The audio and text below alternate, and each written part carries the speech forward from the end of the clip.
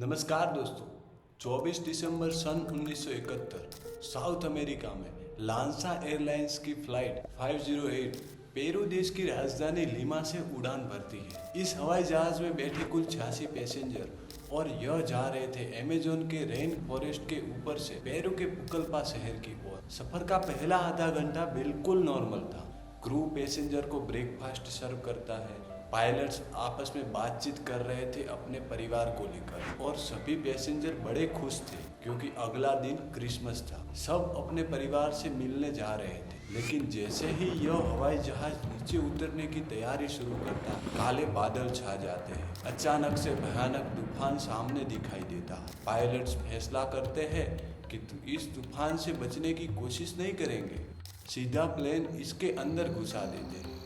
कुछ ही मिनटों के अंदर चारों तरफ अंधेरा छा जाता है, बिजली कड़कने लगती है। यह प्लेन टर्बुलेंस की वजह से बहुत हिलने लगता है, बहुत ही ज़्यादा हिलने लगता है। टर्बुलेंस इतनी ज़्यादा हो जाती है कि पैसेंजर का सामान जो ओवरहेड कंपार्टमेंट में रखा था वो बाहर निकलकर उनके ऊपर गिरने लगता है। सभी पैसेंजर में अब दहशत फैल जाती है। लगभग 20 मिनट तक, इमेजिन करो दोस्तों, लगभग 20 मिनट तक ऐसा चलता रहता है और फिर अचानक से 21,000 फीट की ऊंचाई से इस प्लेन पर बिजली गिर जाती है।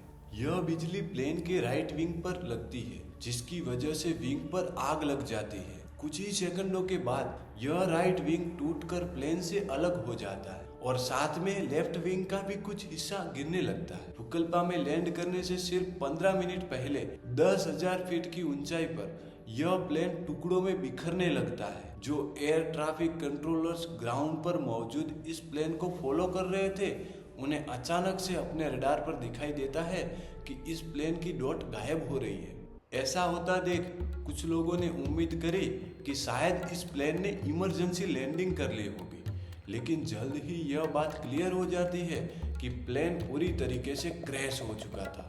इसके बाद पेरू देश के इतिहास में सबसे बड़ा सर्च ऑपरेशन लॉन्च किया जाता है। कुछ ही दिनों के बाद जब रेस्क्यू वर्कर्स इस क्रैश साइट पर पहुंचते हैं, अमेज़न जंगल के बीचों बीच, तो उन्हें चारों तरफ प्लेन की रैकेज बिखरी दिखाई देती है। पैसेंजर का सामान लटका हुआ था, सूटकेस हवा में ही खुल गए थे और पैसेंजर के क्रिसमस के गिफ्ट पेड़ों पर ऐसे लटक रहे थे जैसे किसी ने क्रिसमस ट्री को डेकोरेट किया हो। चारों तरफ लोगों की खोज की जाती है। रेस्क्यू ऑपरेशन कई दिनों तक चलता है और जब कोई भी सर्वाइवर नहीं मिलता तो यह मान लिया जाता है कि इस प्लेन में बैठे सारे पैसेंजर मारे जा चुके हैं। 10,000 फीट की हाइट से नीचे गिरकर आखिर कौन ही जिंदा बच पाएगा? लेकिन यह बात सच नहीं थी।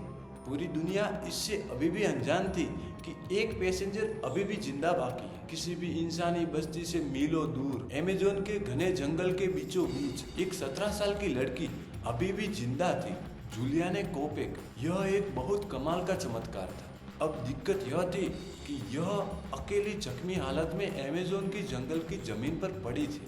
इसे कोई ढूंढने आने वाला नहीं था क्योंकि रेस्क्यू टीम ने भी अपने सर्च ऑपरेशन बंद कर दिए थे। इसके परिवार वाले और बाकी सभी लोग इसे बाकी पैसेंजर की तरह मृत मान चुके थे। जूलियाने असल में अपनी मां मारिया के साथ इस फ्लाइट में बैठी थी।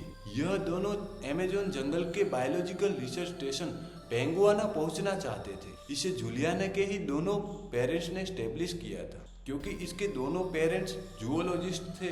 प्लान यह था कि यहाँ पर पूरा परिवार साथ में मिलकर क्रिसमस मनाए। वैसे तो ओरिजिनल प्लान इन्होंने कुछ ही दिन पहले घर जाने का बनाया था, लेकिन जूलियाने को अपने स्कूल की प्रोम और ग्रेजुएशन पार्टी की वजह से लास्ट मोमेंट फ्लाइट लेनी पड़ी।